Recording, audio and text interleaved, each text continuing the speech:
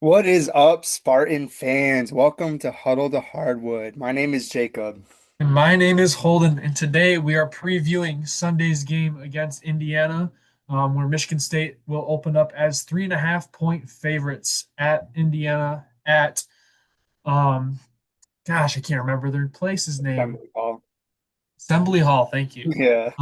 So yeah, Sunday's matchup against Indiana Hoosiers. Yeah, Assembly Hall. So today's topics of discussion will be just their overall standing, where they stand in the Big Ten, their last 5 games. And then we'll go from there. We'll go to players slash key matchups for the game. Then we'll jump into some key stats that we think are important for this game. And then we'll jump into our keys to victory. And then after that, we'll finish it with our score predictions. So getting straight into it, Jacob, you can go ahead and talk about where Indiana's at in the standings and their last 5 games. Yeah, starting off with their overall record, they are 17 and 11 overall. They are 8 and 9 in the Big Ten, and they rank at 10th in the Big Ten total. In their last five great games, they have not had a great stretch. They've lost three of the last five. Going into their most recent game, they lost to Northwestern 72 to 68. Lamar Wilkerson was their leading scorer with 18 points, and Tayton Connerway was their second scorer with 14 points.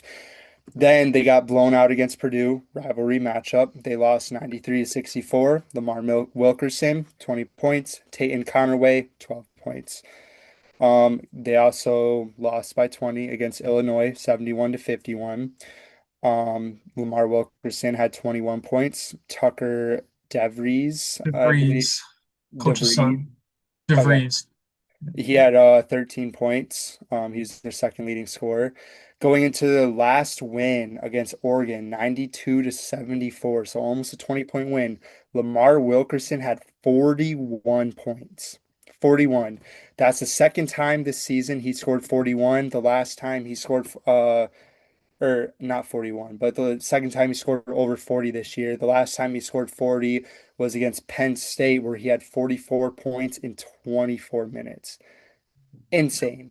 Their second leading scorer that game was Sam Alexis, who had 16 points. Um, Pretty crazy. He shot 8 for 8 from the field. Well, Yeah. So that was pretty crazy. Um, and then pretty out of character win that they had here. Their 5 games ago, they beat Wisconsin 78 to 77 in overtime. Considering we lost by 20 to Wisconsin, this is pretty interesting.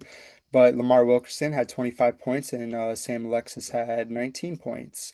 And before we get over to the key players, I just kind of want to remind everyone of what happened last time.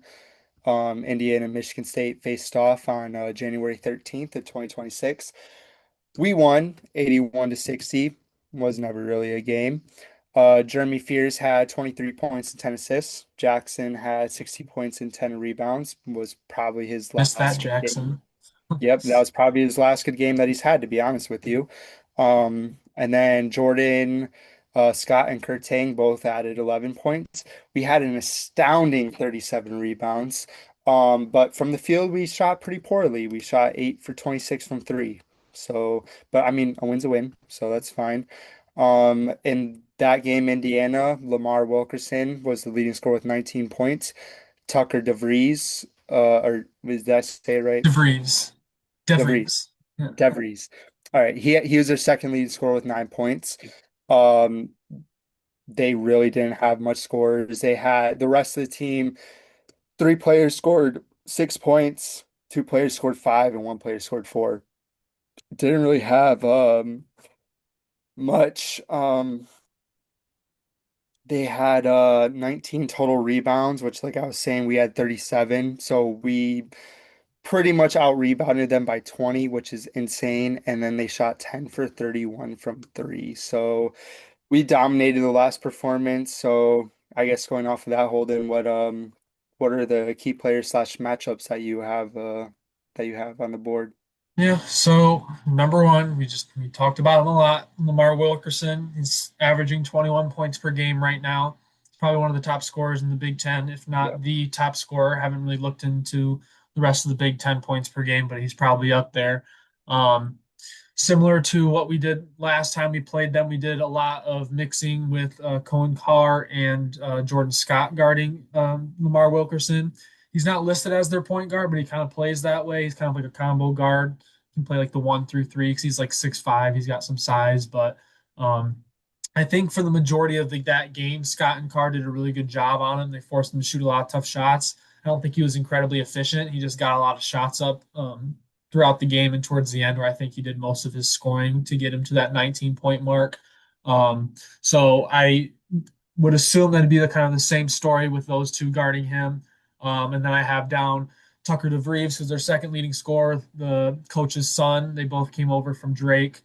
Mhm. Um, it's their first year here. Lamar Wilkerson and Tucker DeVries are seniors, so it'll be the last time we're going to be seeing them probably, unless we play them in the Big Ten tournament or something. But he's kind of like their 3/4 kind of stretch kind of player. He usually plays the four, typically, I think.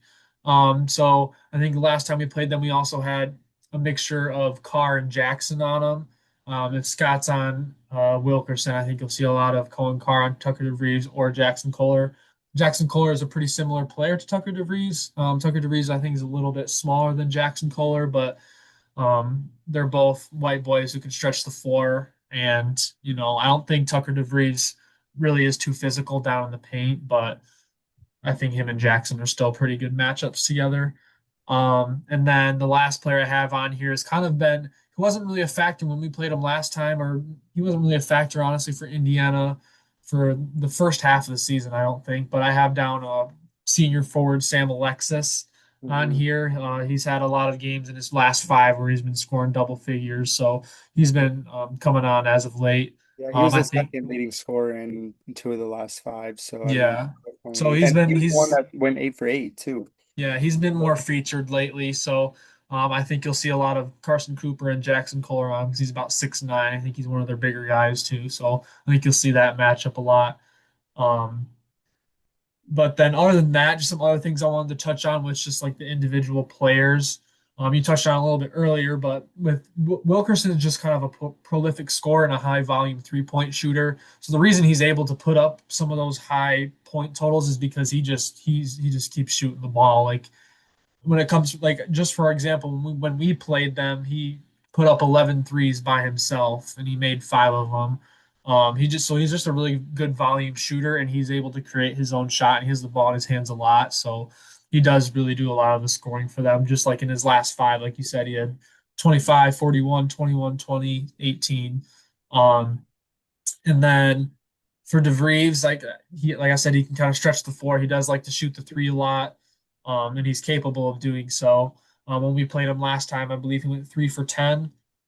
So we kind of held him pretty well, only to 9 points.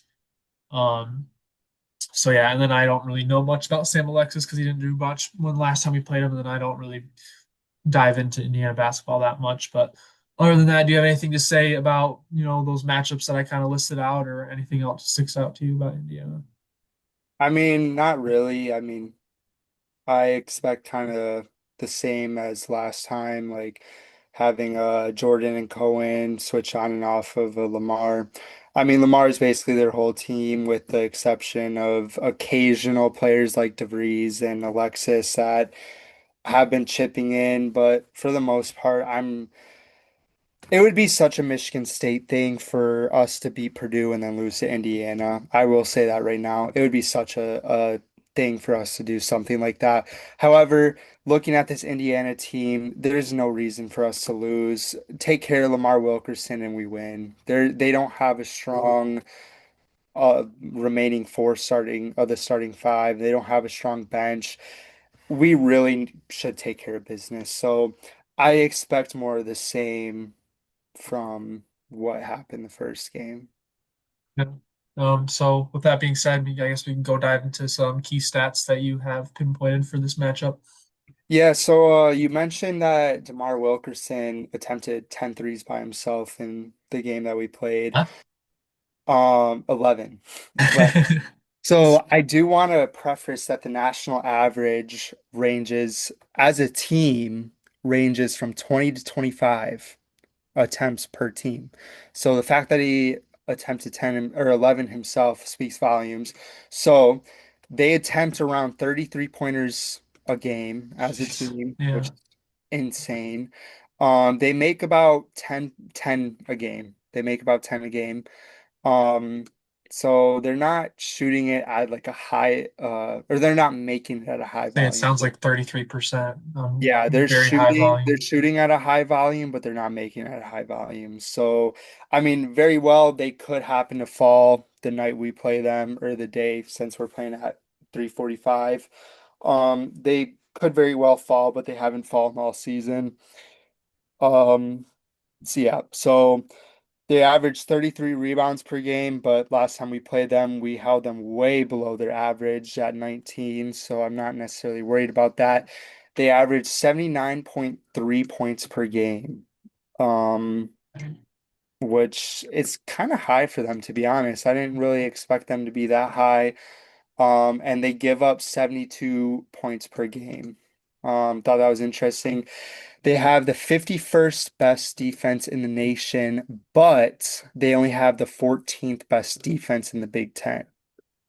So they rank decently high nationally among other Power Four schools and some mid-majors sprinkled in there. But the fact that they're ranked 14th out of what, 18 Big Ten teams? Do I have that right? 18? Yeah. Not very good. Not very good. So that 51 nationally doesn't really mean much to me when they're not ranked very high in our conference. So they could be ranked higher just because of competition they played earlier in the year, or like some other circumstances. But I'm not really moved by it. But that's really the only key stats I saw. Do you have any like keys to victory for this game? Yeah. So I got a handful, couple for us defensively, and then us for the offensive side. Um, like I said, we were talking about earlier, it's stop Wilkerson. Mhm. Um, do similar to what we did last time, just force him to make tough shots. From what I remember last time we played him, he was doing a lot of these step back, like side Yeah. step threes, and he was kind of forcing up a lot of stuff. We were at that So game too. yeah, so just do your best to keep him from taking tough shots. Don't go under any screens with him. Make sure you're like following him the whole way. Make it tough on him. Make him force those tough shots, and I think we'll be okay.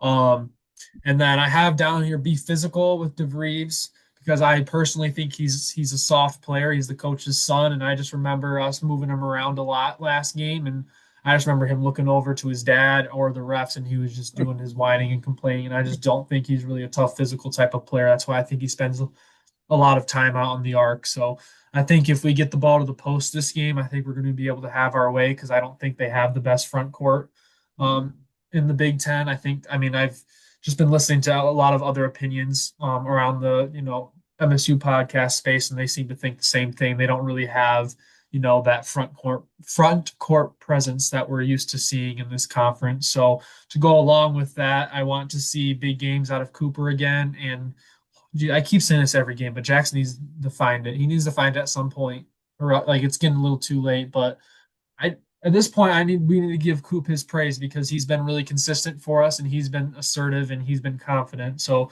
if nothing else, let's hope we continue to feed Coop and keep that confidence going, keep feeding the hot hand. But overall, I hope and expect to see a good game out of the front court tomorrow.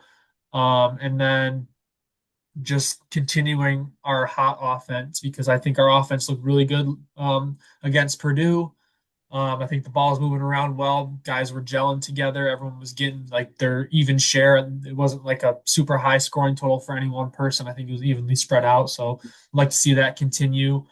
And then I just said we might need to take and make some more threes this game just to keep up with Indiana's high volume of 3 pointers. If it's one of those days where they start to fall and Lamar Wilkerson's hitting at a high clip, then we might need to match them instead of trading threes for twos. But I don't think we're going to have a huge issue with that because we're good defensively and we were able to defend them pretty well last time. So, but other than that, that's what I have on for keys of victory. What about you?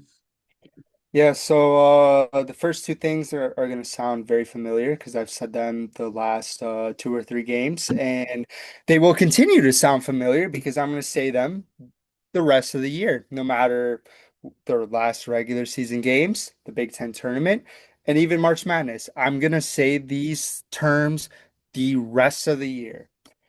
Number one, movement on offense. That includes off-ball movement, moving the ball around.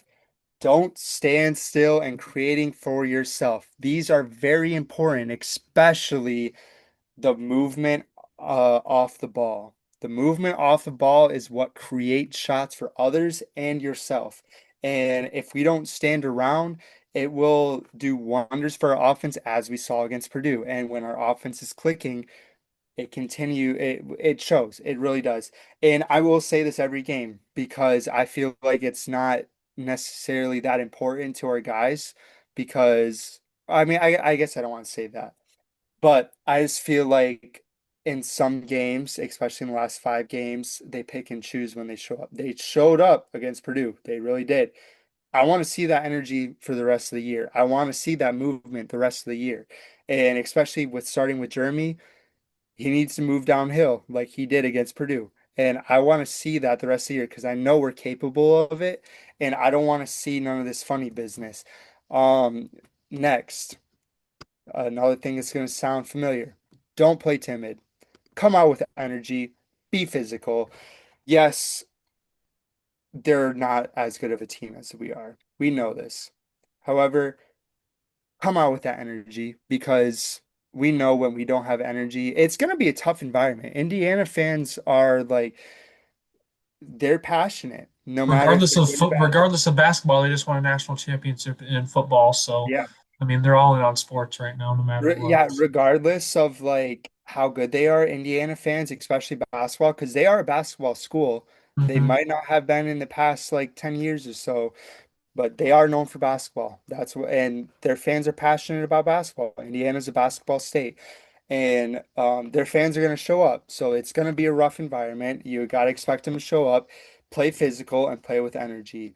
Do what we did last time, which is out rebound. I mean, we somehow didn't win the rebound battle against Purdue and still won, which absolutely shocks me because whenever we don't win the rebound battle, we usually lose. But this game out rebound them. They're not as big as we are. Get on the boards. Self-explanatory. Stop Lamar Wilkerson. I mean, best player on their team. He easily could be a first team all Big Ten player, if not absolutely a second team all Big Ten player. Make everyone else beat us. They don't really have any help for Wilkerson. And the last thing, as simple as it sounds, don't overlook them. I know we got other big games on the schedule like Michigan, and we got our senior night with Rutgers, so this game doesn't really mean as much as the last 2 games.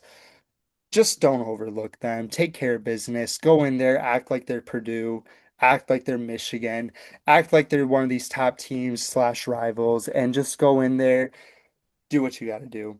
That's all I really have for the keys to victories because I mean, at the end of the day, Michigan State is a far better team than Indiana. We really should come out of this game with a win. Yeah. So before I get into the predictions, there was a couple things that I also wanted to mention.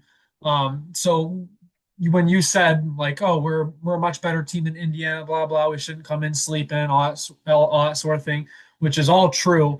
But we can't also sit here and act like their season's over and they have nothing to play for. Yeah, They're still sitting here currently on the bubble. If the season ended right now, they'd probably be one of those last couple teams in as it stands right now. So with that being said, they're still like the team themselves and their fans are going to come ready to give it their all, and we're gonna get the best game out of them possible. yeah, Um, and to go along with that, like I said, they're currently a bubble team, so this is a big spot for us to increase our resume because as it sits right now, they are in that top 75 team range, and we are playing them at the road. So if Michigan State was able to get this road win at Indiana, that would technically, for the time being, give them another quad one win, which is essential for March Madness seeding right now, and we're trying to move up. So that could change down the line if Indiana just keeps on keeping this losing streak going. But as of right now, it's a quad one win, so we'll take any quad one win that we can get.